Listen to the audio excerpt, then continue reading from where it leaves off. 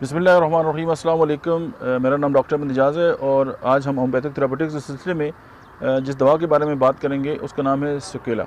नमूनिया की जो है वो फौरी असर जो रेमेडी है होम्योपैथी, अगर नमूनिया है और स्पेशली जो दाएं हमारी जो रिब्स हैं पसली में जो है वो पेन है, और उसके बाद ये है कि खांसी जो है वो सुबह के वक्त जो है वो तर होती है और शाम को खुश्क होती है। ज़बरदस्त सिम्टम, खांसी सुबह के वक्त तर और शाम को खुश्क होती है।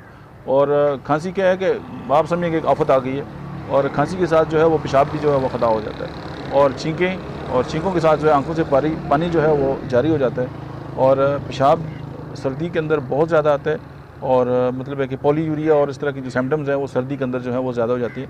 और अगर इस तरह की सिम्टम्स हैं और हमारी होम्योपैथिक मेडिसिन जो है वो स्क्विला जो है वो बेस्ट असर दिखाती है और कमाल का असर दिखाती है। Thank you.